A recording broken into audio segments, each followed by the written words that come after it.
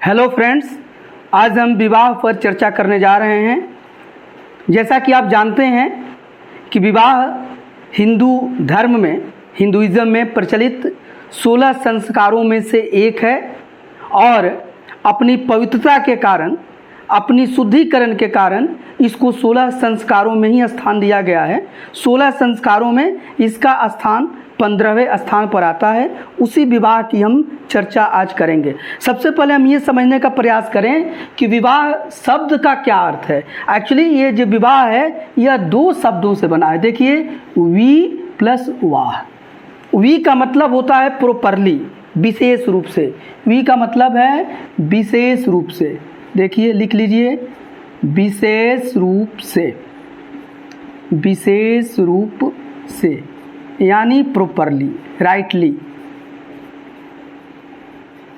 और वाह का मतलब होता है वहन करना, कैरी करना, वहन करना, निर्वहन करना। हमें भी बोल सकते हैं कि निर्वहन, निर्वहन करना यानी किसका निर्वहन करना? उत्तरदायित्वों का निर्वहन करना, रिस्पॉन्सिबिलिटियों का निर्वहन करना। विवाह में जो पति पत्नी होते हैं उन्हें एक दूसरे के प्रति अपने अपने दायित्वों का बखूबी निर्वहन करना होता है, निभाना होता है। यही इसका शाब्दिक अर्थ है और हिंदू धर्म में इसी अर्थ में इसको लिया भी गया है। विवाह हिंदू धर्म में ये माना जाता है कि यह एक पवित्र रिश्ता है। यह 2 परिवारों का, 2 कुलों का और उसके साथ ही साथ 2 व्यक्तियों का यह पवित्र मिलन होता है। इसमें तन मन के अलावा आत्मा का भी मिलन अनिवार्य है। हमारे हिंदू धर्म में ये समझाया गया है कि विवाह का जो पति पत्नी की जो शादी होती है, विवाह होता है, उनमें शारीरिक संबंधों से ज़्यादा महत्व आत्मिक संबंधों पर दिया गया है और इसी कारण से इसे पवित्र माना गया है। विवाह के पहले ये एक संस्कार के रूप में इसको लिया गया है और इसमें बिल्कुल वैदिक मंत्रों के साथ सभी लोगों के उपस्थिति में अग्नि के साथ फेरे लेकर और ध्रुव तारा, जिसको हम पोल स्टार बोलते हैं, उसको साक्षी मानकर ये आप शादी की जाती है। और ये शादी जो करने के बाद ये हिंदू धर्म में जो विवाह है, इसकी सबसे विशेष बात यह है कि इसमें कोई कंडीशन नहीं होता है। जैसे अन्य धर्मों में हम देखते हैं कि मैरिज जो है, विवाह जो है, वह एक करार है, एक एग्रीमेंट है, एक समझौता है। लेकिन हिंदू धर्म में विवाह को जन्म जन्मांतरों का बंधन माना गया है। इसको किसी भी विशेष परिस्थिति में तोड़ने का प्रावधान इसमें नहीं किया गया है। हालांकि अब आज के आधुनिक काल में, जो वर्तमान काल में और जो इंडियन पेनल कोड है, उसमें तो अब डाइवोर्स की बात आ गई है, लेकिन प्राचीन काल में इसको माना गया है कि यह जन्म जन्मांतरों का बंधन है और यह अटूट बंधन के रूप में लोग इसको मानते चले आ रहे थे।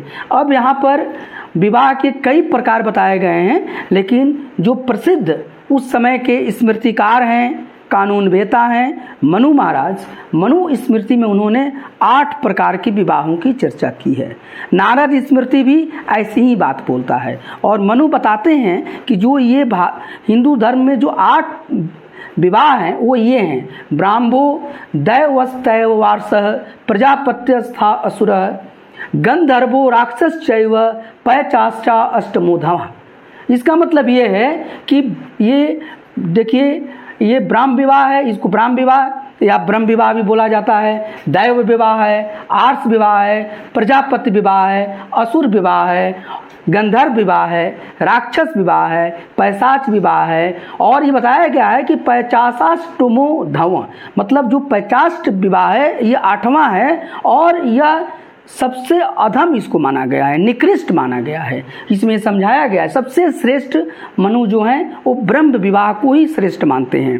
नारद भी उनके इसी मत से सहमत है कि सबसे श्रेष्ठ ब्रह्म विवाह है। एक्चुअली आज का जो अरेंज मैरिज है वही ब्रह्म विवाह का नवीनतम यह प्रसंस्करण है, नवीनतम रूप है। तो हम इन सभी विवाहों को एक एक करके आपको समझाएंगे। और ये बात, ये जो विवाह है, ये मैं आपको बताना चाहूँगा कि ये बहुत ही इम्पोर्टेंट है, ये सभी के लिए, आम लोगों के लिए तो है ही है, लेकिन जो विद्यार्थी हैं, जो कॉम्पिटिटिव परीक्षाएं देते हैं, उनके लिए ये इम्पोर्टेंट है। और जनरली परीक्षाओं में, चाहे आईएएस का एग्ज़ाम हो, पीसीएस हो, एसएससी हो, रेलवे हो, वनडे कोई भी एग्ज़ाम हो, सभी में ये पूछा जाता है। साथ ही साथ जो समाजशास्त्र है या इतिहास है, उसका यह सब्जेक्ट भी है, तो ये इस पर आपको बड़े क्वेश्चन भी पूछे जा सकते हैं। तो इसे आप बहुत ही ध्यान से सुनिए। और हम इसके पहले संस्कार के बारे में चर्चा किए हैं, हम इसमें भी आपको समझाना चाहेंगे कि यहाँ समझने पर ज़्यादा ध्यान देना है। इसका पीडीएफ आपको प्रोवाइड करा दिया जाएगा और फिर आप लोग उसे डाउनलोड कर लीजिएगा। जो पीडीएफ होगा वो हमारे हैंड रिटेन में होगा, हस्त लिखित होगा, तो उसे आप उससे फ़ायदा उठा सकते हैं। अब इसमें जो सबसे पहला ब्रह्म या ब्राह्म विवाह है, इसके बारे में स्मृतिकारों ने लिखा है, आच्छाद्य चार्चित्वा च श्रुतिशीलवते स्वयं आह्वय दानम कन्याया ब्राह्मो धर्म प्रकृतितः। यानी कि इसका मतलब ये है कि इसमें सबकी सहमति से जो कन्या का पिता है वह अपने कुल में, अपने कुल में और अपने वर्ण में स्वस्थ सुयोग्य वर का ये खोज करता है। और जब उसकी यह तलाश पूर्ण हो जाती है तो वह वर के परिवार वालों के पास जाकर अपने पुत्री का, उनसे विवाह का प्रस्ताव प्रस्तुत करता है। अगर वो लोग इस पर राजी हो जाते हैं, एग्री हो जाते हैं, तो पूरे दोनों परिवारों की सहमति से यह शादी संपन्न की जाती है। इसमें एक बात ध्यान देना योग्य है कि इसमें कन्या की भी सहमति ली जाती है और ये बिल्कुल विवाह जो है वह सुखद माहौल में होता है, वेद मंत्रों के साथ होता है।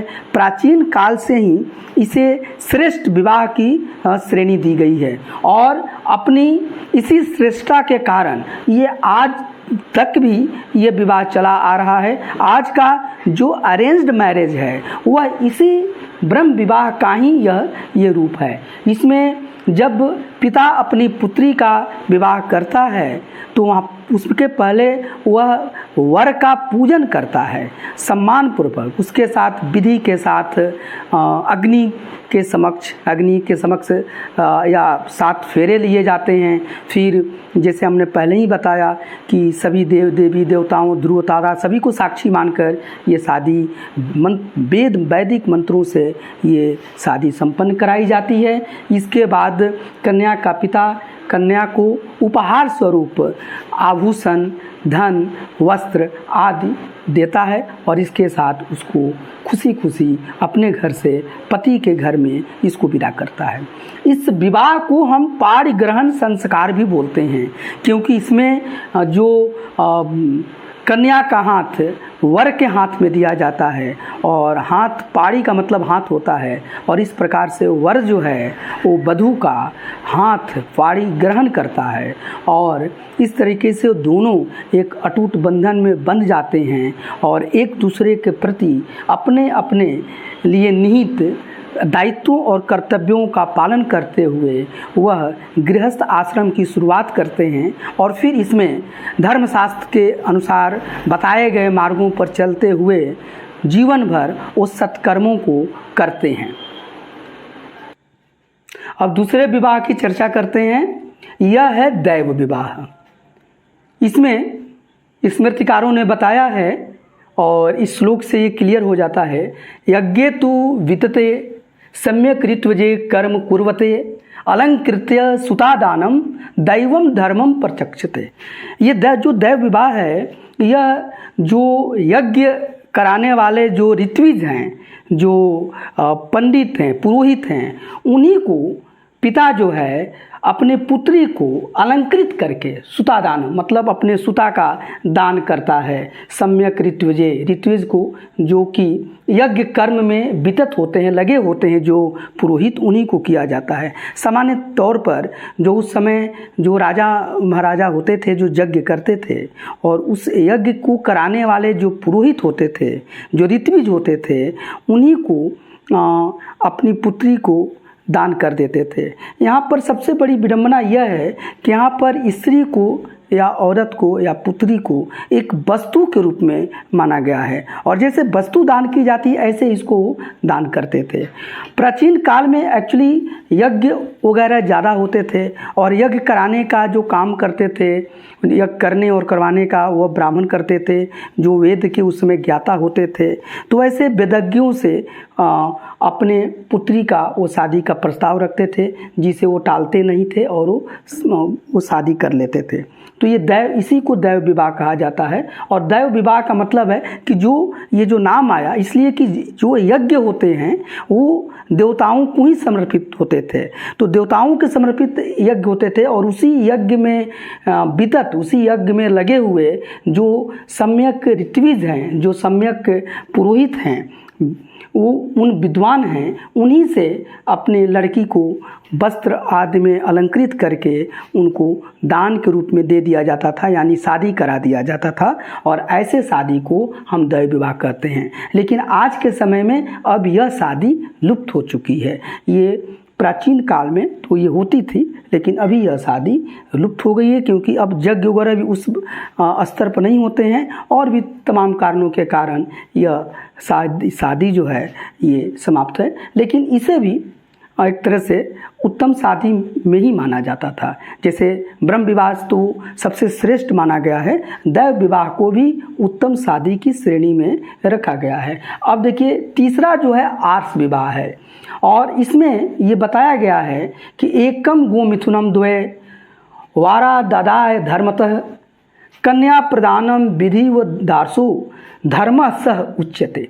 यानी कि जो आर्ष विवाह है इसमें जो वर पक्ष है, वो वर पक्ष वह एक जोड़ी गाय और बैल, या सिर्फ 2 बैल या 2 गाय, वह धर्म कार्यों में होने वाले खर्चे को संपन्न करने के लिए कन्या पक्ष को वो देते थे, और उसके बदले में कन्या पक्ष अपनी लड़की की शादी उनसे करता था। सामान्यतः ये जो प्रथा आई है, यह प्रथा उन ऋषि मुनियों या सन्यासियों के कारण आई जो किन्हीं कारण से गृहस्थ आश्रम में आने को इच्छुक हैं, और उनको उनके गुरु या उनकी परंपरा अगर उनको इजाज़त दे देती है तो वह क्या करते थे कि वह एक जोड़ी गाय या बैल या 2 बैल या 2 गाय जो कन्या उनको पसंद होती थी उसके पिता के यहाँ वो भेजते थे, और अगर उनके पिता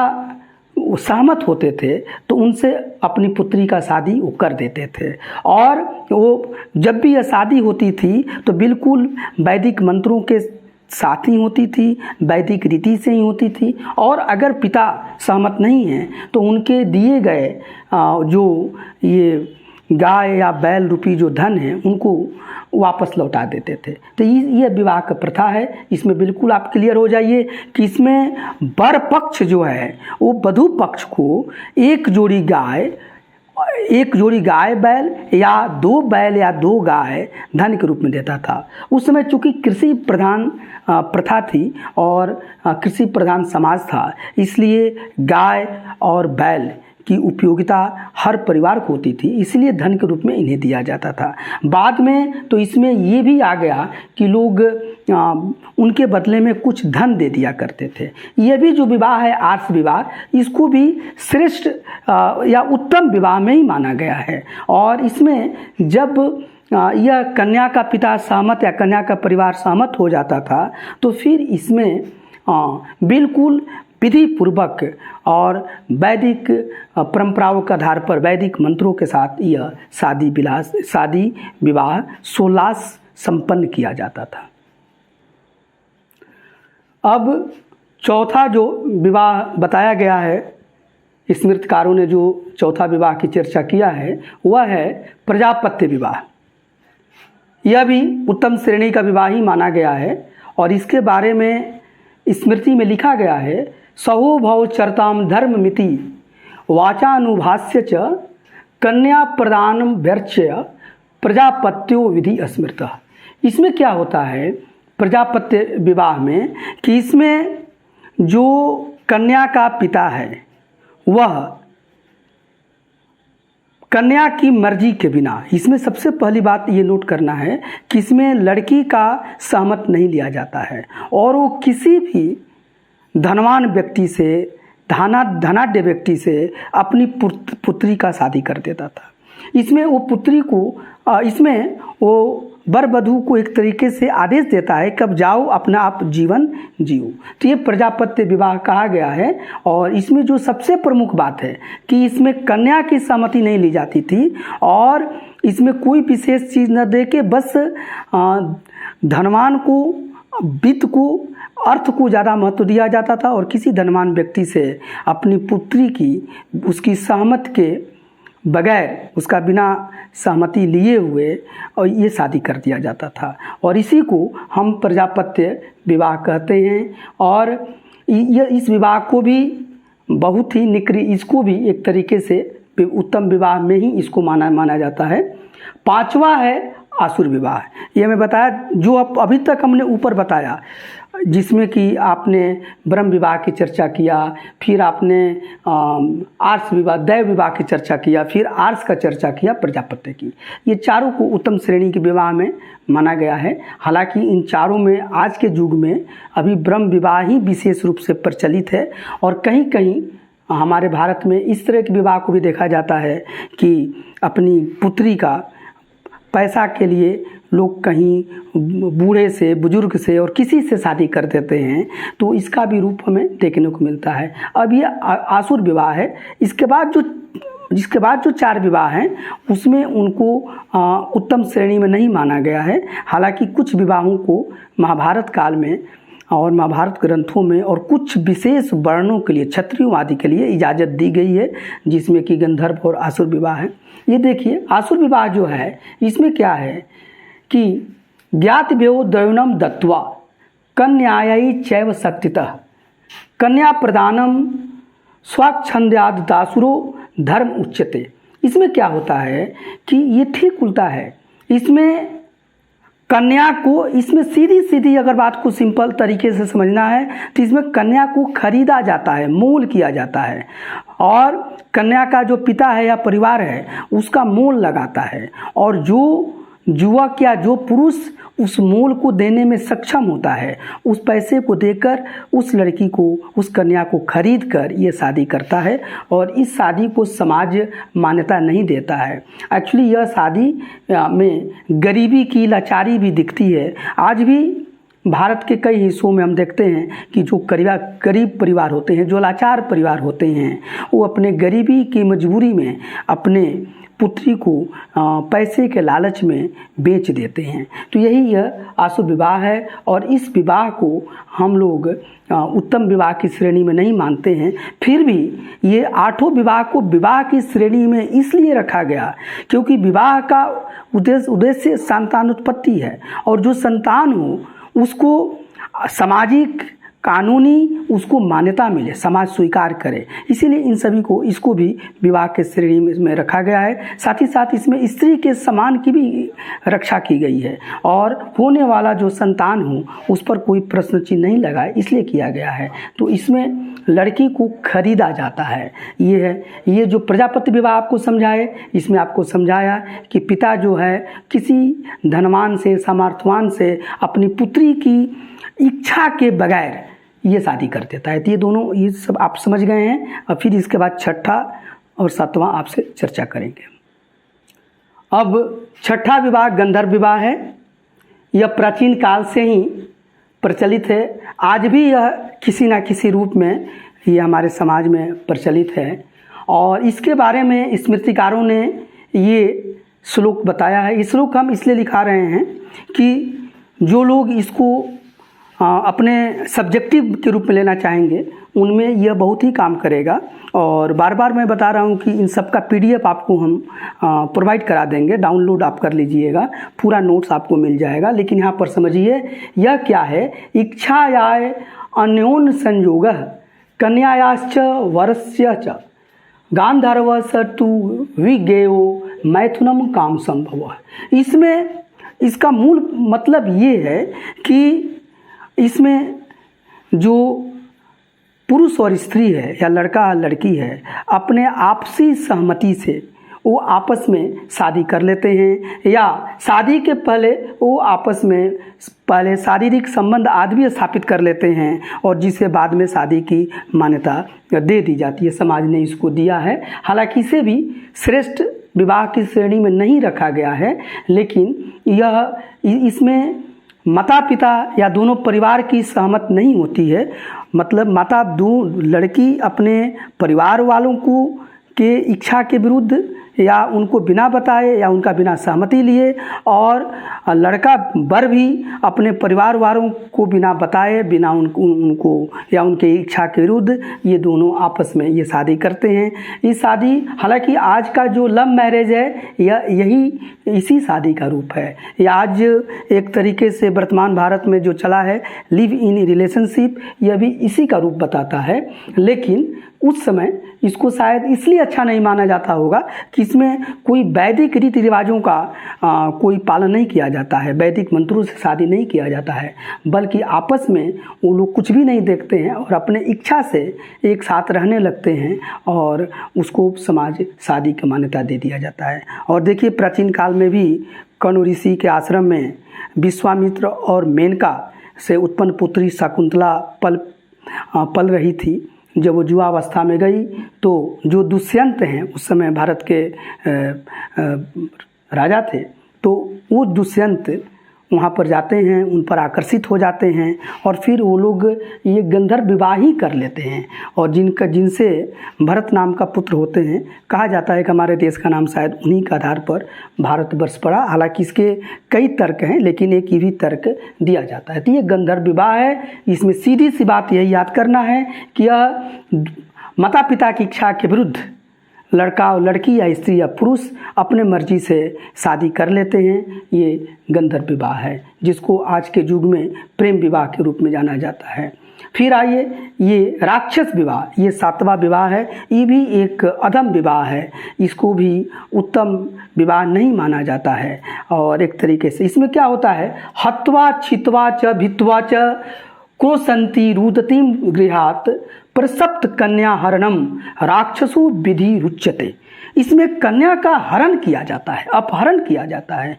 इसके लिए कन्या के परिवार वालों का, माता पिता या उसके संबंधियों का हत्या किया जाता है, उसको एक तरीके से कुचला जाता है, उनको घायल किया जाता है, और इस तरीके से रोती हुई कोसती हुई ये लड़की का अपहरण कर लिया जाता था।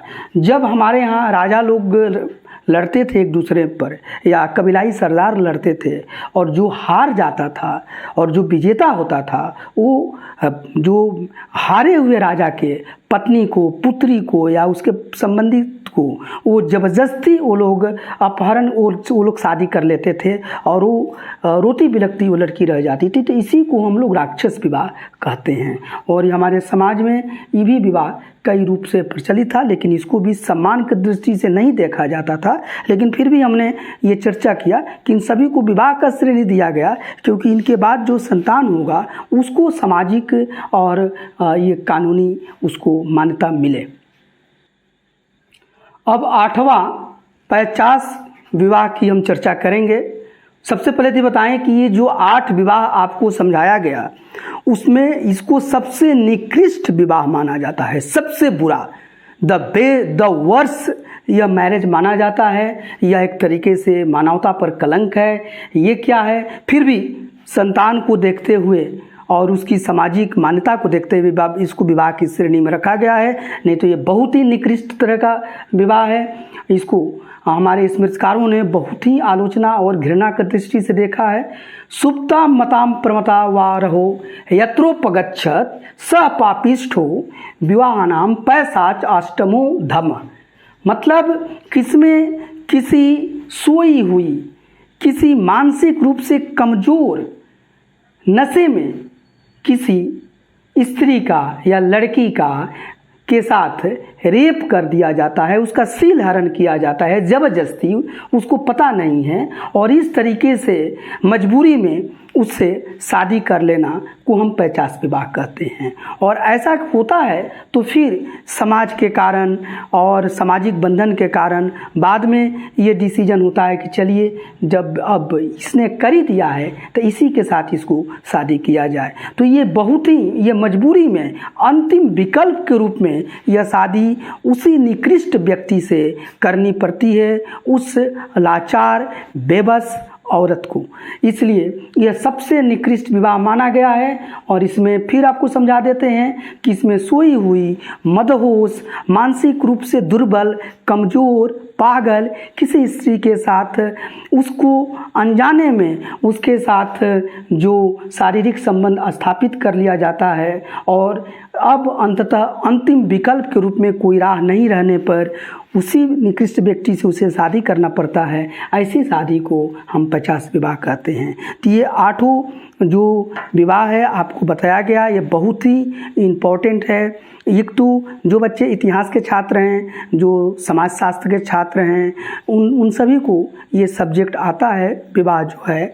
और जो कॉम्पिटिटिव लड़के हैं जो परीक्षा देते हैं उनके लिए भी, क्योंकि हर एग्ज़ाम में इसमें से विवाह से 1 नंबर के 2 नंबर के क्वेश्चंस आते हैं। बहुत आप लोग पिछले 10 साल का पेपर उठा के किसी भी एग्ज़ाम का देख लीजिए तो ये आपके लिए काम का है। हमारा जो मेन टारगेट है वही है कि जो 20 नंबर के क्वेश्चन कुछ आते हैं जिनको कि हम लोग थोड़ी सी मेहनत कर लें तो हम उसे कर सकते हैं, जो हमें गलत नहीं होना चाहिए। और लेकिन हमारे सिलेक्शन में उनका बहुत हाथ होता है, तो वह इसके लिए इसके पहले जैसे विवाह भी एक संस्कार है, तो हमने इसके पहले वाले वीडियो में 16 संस्कारों की चर्चा किया है, वो भी बहुत इंपॉर्टेंट है।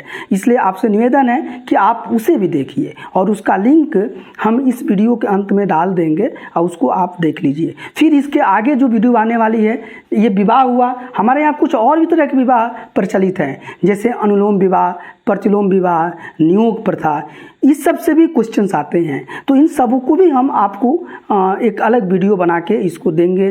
फिर इसके बाद और भी छोटे छोटे जो सब्जेक्ट हैं, जैसे वेदांग है, वेद है, उपवेद है, उन सब पर भी कुछ वीडियो बनेगा। इसलिए आप इसको कंटिन्यू कीजिए, और इस चैनल को जो लोग नए हैं, जो इसको अभी तक सब्सक्राइब नहीं किए हैं, वो इसे सब्सक्राइब करें। अगर ये वीडियो आपको पसंद आ रही है तो आप इसको लाइक भी कीजिए, शेयर भी कीजिए, और कोई आपको इसमें समस्या आ रही है तो उसके लिए कमेंट कीजिए, जिसका कि परिमार्जन हम करने का प्रयास करेंगे। धन्यवाद।